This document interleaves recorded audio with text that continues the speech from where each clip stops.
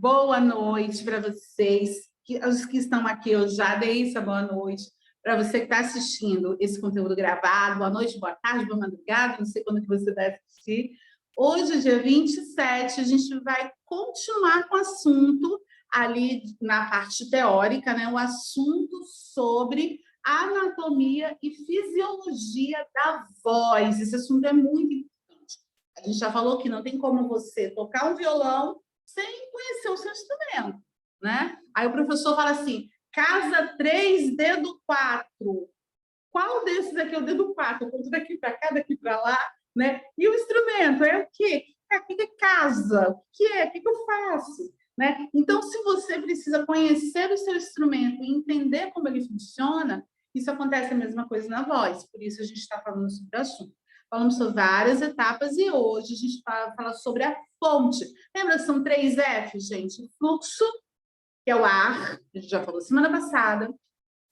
Fonte, depois a gente vai falar sobre o filtro, tá? Hoje nós vamos falar sobre a fonte, sobre as pregas vocais, tá? Que ficam aonde, gente? Você sabe onde é que fica aí a prega vocal? Vou ver aqui, comentário aqui. Onde ficam as pregas vocais? Qual parte do corpo? Hein? Alguém pode me responder? Mas vocês são tímidos, até para escrever vocês são tímidos. Ó, tá até escrito aí, olha. Tá dando a cola. Sabe quando o professor faz aquela prova e que a resposta tá na outra pergunta? Né? A resposta de uma pergunta está na outra? Ali, ó, onde ficam as pregas vocais? Na laringe. Que ali é a fonte, né? A fonte, ali onde é produzido o nosso som. O ar passa pela laringe, encontra as pregas vocais que se juntam, vibram e produzem o som. Quanto mais ela vibra, mais agudo é o som. Quanto menos ela vibra, menos agudo é o som. A gente vai tentar entender agora, tá? Mas gravem isso na cabecinha de vocês. Fonte. A fonte é onde ficam as pregas vocais. É ali que o som é produzido. O fluxo aéreo passa por elas se aproximam, vibram e produzem as ondas sonoras, tá? Aí, gente, esta visão é uma visão, imagina de cima para baixo, tá? Imagina que você está olhando por cima. Como é o exame de videolaringoscopia? O médico coloca uma câmerazinha, imagina que a câmera está lá dentro da minha boca, ele chega, às vezes vem pelo nariz também, tá? Às vezes vem lá atrás pelo nariz, ela fica penduradinha, ela vê como? Desse jeito a câmera, certo? Certo, a prega vocal vai estar aqui, ó, as duas pregas vocais, a gente faz assim, né? Mas elas não estão assim, tá? Elas estão dessa jeito, elas se aproximam de fora para dentro. Deu para entender? Então, ou a câmera passa pelo nariz lá atrás e olha de cima, ou a câmera, quando ela vem pela boca, né, ela também vem até o fundo ali da garganta e ela olha por cima também, tá? Então, a câmera tem essa visão. Imagina, não é assim sua prega vocal, é assim, tá? Ela se aproxima dessa forma. Na verdade, a gente consegue ver apenas, a não ser que seja com estroboscópio, que você vê a massa mais lá dentro, tá? Mas ela é mais robustinha, ela faz isso aqui, ó, não é desse tamanho, tá, gente? Só para vocês entenderem. Mas a gente vê apenas a camadinha fina dela se aproximando ali. Mas, na verdade, ela está se aproximando toda de lá de dentro, fazendo essa onda aqui mesmo, tá? Bora lá, para vocês entenderem. Na respiração, essa aqui, ó. Eu estou falando? Vocês estão falando aí em casa? Acho que não, né? O microfone está fechado, eu não sei. Estou respirando. O que acontece? Está aberto. Ele vai estar sempre aberto quando eu inspirar, sempre, né? Seja durante uma música, seja durante a fala, ou seja em repouso. A prega vocal tem que estar aberta para o ar entrar. É por isso que em paralisia respiratória, a pessoa costuma ter falta de ar. Por quê? Se uma das pregas vocais pararem fechada, só essa aqui abre, olha como é que eu diminuo a quantidade de ar saindo, né? Então, esse é um problema. Por quê? A prega vocal ela se abre toda, tá? Ela se abre inteira para o ar passar, para o ar descer, tá? Para a gente inspirar. Se eu não estou falando, ela vai continuar aberta, tá? Ela vai continuar aberta, o ar simplesmente vai entrar e vai sair, vai entrar e vai sair. Eu vou estar fazendo algum tipo de exercício com a voz? Não. É por isso que a gente fala, exercício de voz não é exercício vocal. Ele é importante para a produção da voz. Se você usar um exercício de respiração com exercício vocal, aí você está trabalhando os dois. Mas exercício só de respiração, eu estou dizendo isso por quê? Porque a gente conhece que tem professor que só sabe ensinar exercício de respiração para aluno, que fica a aula inteira só mandando o aluno respirar, que todo problema do aluno é respiração, e é muita respiração, e respira mais, e respira mais, e respira mais, e apoia mais, para jogar mais o ar, mais o ar, mais o ar.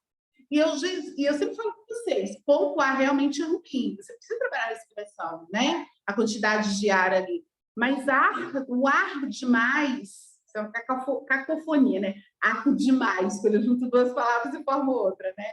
O ar, quando ele é demais, ele também é ruim. Então, precisa haver um equilíbrio ali, não adianta você ficar só na respiração, tá? Ó,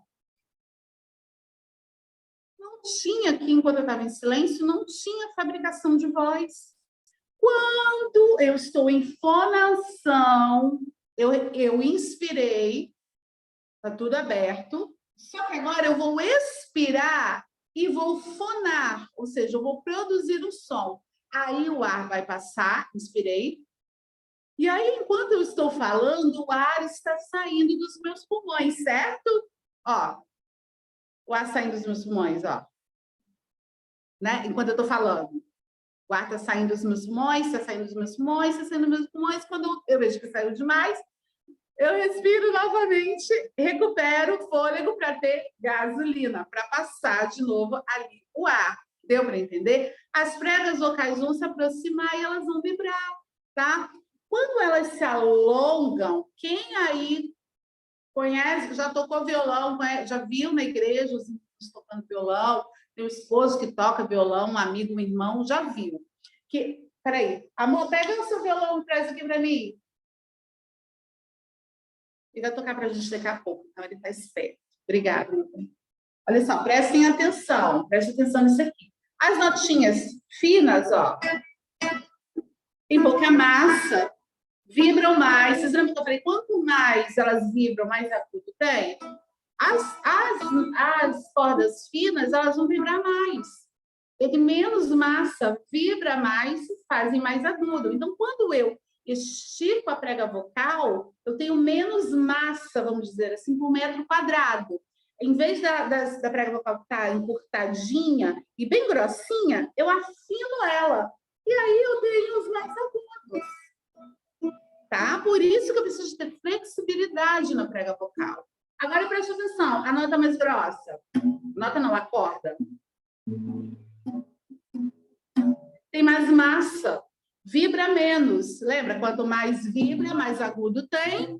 Portanto, o inverso é verdadeiro. Quanto menos vibra, mais grave ele é. Vamos voltar aqui uma coisa que é bem interessante. Prega vocal de homem, prega vocal de mulher. E prega vocal de criança. Vamos falar sobre isso? De homem e de mulher. O que acontece? A do homem, por dois motivos. Primeiro, ela é mais angulosa, tá? Ela é mais assim. É tanto que você tem o gogó do homem e raramente você vai ver uma mulher com gogó, tá? Porque ele é mais assim. Então, aqui na tireoide, que está na frente da prega vocal, ela fica mais proeminente. E também ela é mais grossa. Por quê? Prega vocal é um músculo. E músculo, né? Músculo.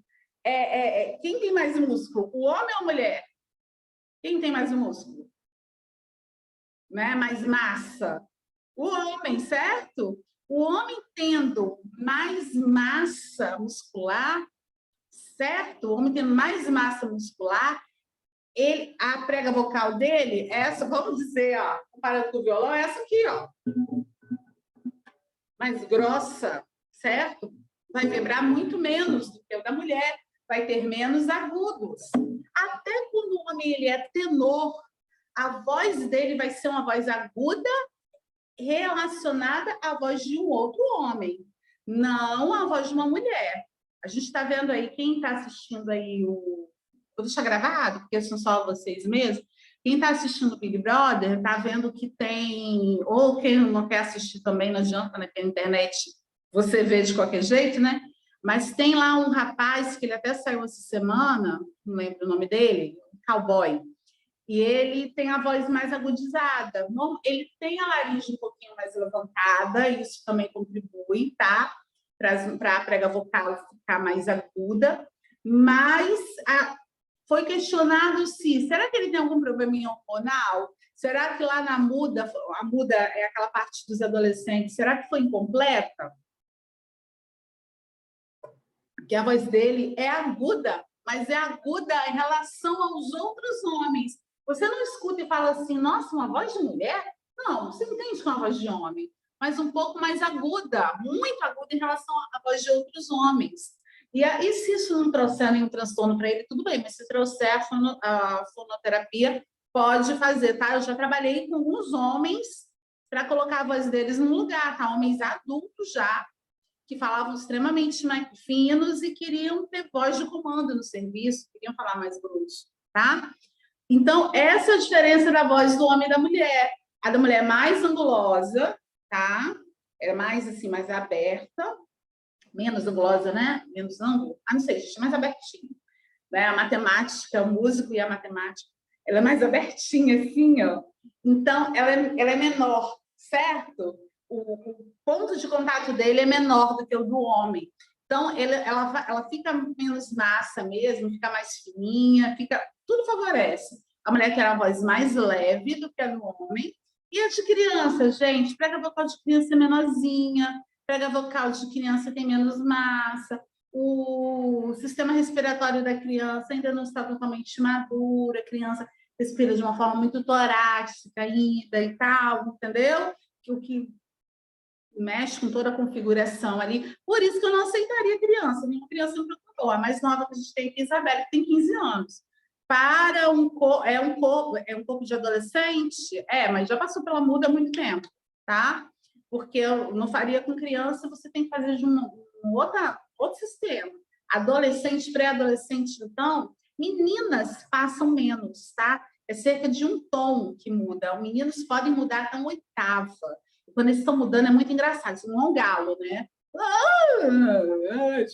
Oi, tia, tudo bem? Tudo bem, fulano, mas você tá bem. Fica aquela coisa assim, né? E você segura o riso, porque né, é da idade deles. A gente, na verdade, nem segura o riso, mas a gente está acostumada. Já é esperado, né? O menino está te procurando com disfonia com 12, 13 anos, que essa coisa aí vai acontecer mesmo. Isso é interessante, não é, gente? Vocês gostaram de saber sobre essas coisas da prega vocal? Fala aí para mim quando beber água. Uhum. Interessante, né? A gente chama de voz de puberdade, tia. Voz de puberdade, isso aí. Ou voz da muda, tá? A troca da muda, né, de voz. É isso aí. Muito e o nome bem. do é Gustavo, que saiu do BBB. Oi, como é que é? O nome do moço que saiu no BBB é Gustavo. Isso mesmo. Né? Ele tem essa voz assim, engraçada, né? Então, gente, é ali que acontece os sons, tá? Aí a gente tem lá, vocês lembram, quem assistiu lá a aula, a gente falou um pouquinho mais dos músculos, né? Do TA, que é o músculo realmente da prega vocal, que ele deixa a voz mais firme, mais grossa, normalmente está mais ligada à voz de peito. A gente tem o CT, que é aquela a gente pega o TA e puxa o TA para ele ficar mais agudo, as notas ficarem mais leves e tal. A gente não vai entrar nessa vibe aqui, tá? Tá lá tudo na aula que tá lá, que é outro curso, na verdade, né, que está disponível para vocês, tá bom? Para terminar o assunto aqui, para a gente poder cantar, eu tenho aqui, gente, a fonte, fluxo, fonte e filtro. Vou fazer prova, hein, com vocês, hein? Esse é o filtro. Por que é filtro, Sabrina? Porque ele ajuda a filtrar, a modificar essa voz. Na verdade, ele modifica e ele amplifica, tá? Ali estão os ressonadores, ali tá tudo que modifica. Quando a gente estiver trabalhando mais para frente um pouquinho, e eu estiver trabalhando em caixas com vocês, aí eu vou falar um pouco mais sobre, olha, a língua nessa posição faz um som assim, a língua naquela posição faz um som assado, levanta mais o seu palato, entendeu? Mas para vocês entenderem o meu conversar com vocês, eu preciso, se vocês quiserem, tem na internet, mas pode até tirar um print, pode até deixar a porta aberta aqui. Vocês estão ouvindo barulho, gente? Meu marido passou, deixou a porta aberta. Jesus. Espera aí, gente. Deixou a porta aberta. Barulheira. Olha só, gente, desculpa. Então, ali você está vendo ali, olha, onde tem esse cortezinho ali dentro da garganta ali, ó, ali é prega vocal, tá? Lá dentro da garganta, onde tem um cortezinho assim, ali tá de ladinho aqui, ó, tá? Ali, olha só que interessante, a câmera aqui para mim não tá pegando toda, não. Vocês estão vendo que tem 2 tubos? O da frente, esse daí é como se a pessoa tivesse sido cortada aqui, tá? Então, você vê lá lateralmente aqui a pessoa. E aí você vê um tubo que está aqui na frente e um tubo que está aqui atrás. Você vai ver a pessoa de lado, na frente e atrás. Na frente é a laringe. Só o que passa ali, gente, é ar, tá? Quando não passa ar ali, quando o alimento cai ali, a hora que você faz... você tosse, né? Você tem esse reflexo da tosse. O idoso, às vezes, entra comida lá e ele não tem um reflexo de tosse. Entendeu? É a hora que o idoso às vezes vai ter uma pneumonia, etc. A maioria dos idosos morrem de pneumonia, porque cai o alimento ali, ele não tem esse reflexo de tosse. E aí dá uma pneumonia por conta de ter entrado o líquido ali no lugar errado, né? Então, a gente se protege, a laringe, ela se junta, a epiglote, ela tampa ali e protege a área da respiração quando a gente se alimenta, porque o esôfago, que é o lugar onde entra a comida, está atrás. Então, a epiglote vai lá, fecha aqui, a gente normalmente levanta, ó, todo mundo engolindo. Ó, pega as suas águas aí, comigo, tá? Só bota na boca.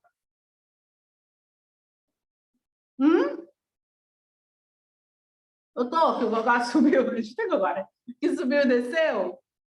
Essa subida e essa descida aí acontece para proteger a laringe, tá? E para abrir espaço para o alimento lá para trás. Aí você tá vendo um corredorzão aí, ó, um paredão aí, como se fosse um tubo subindo? Essa é a faringe. Ela que passa o som aí, e aí você manda ela para a boca, né, para a região da boca, para a região do nariz, tá? A gente tem ali a língua, tá vendo que a língua é muito maior do que a gente imagina? Mandíbula, o nome disso aqui não é maxilar, não, tá? Mandíbula e maxila. Mandíbula e maxila, tá? Para trás aqui, ó, dos dentes, a gente tem um palato duro, que é a parte que tem osso, e para trás o palato mole. Esse palato mole, galera, você vai ter que guardar na sua cabeça. Faz assim para mim. Você sentiu que o céu da boca lá de trás subiu? Molinho? Esse céu da boca que tem que subir para o som ficar mais robusto na hora que a gente vai cantar, tá? Então, eu quero só que vocês gravem, para quando falar, fala mole, não sei o quê, levanta o dorso da língua. Dorso da língua, ponta da língua, tá? E olha só que legal, gente, a cavidade nasal, ela é maior do que a cavidade oral, tá vendo? Mas tem uma língua ali trabalhando, mesmo que você coloque a língua ali no assoalho, bem baixinho, a parte dela é menor do que a parte que a gente tem aqui do nariz, tá? Então, vamos valorizar aí o nariz e cantar com o nariz e não pelo nariz, tá bom? Deu para entender a diferença? Faringe, gente, o paredão lá de trás. Palato mole, a parte do céu da boca mais molinha. E língua também, que é uma coisa que a gente vai usar bastante e tal, tá? Esse tipo de coisa, cavidade oral. É isso aqui, ó. Cavidade oral. Cavidade nasal. Se eu tampo a minha cavidade nasal, tá? Beleza? Termos importantes para a gente dar continuidade aqui ao nosso aprendizado.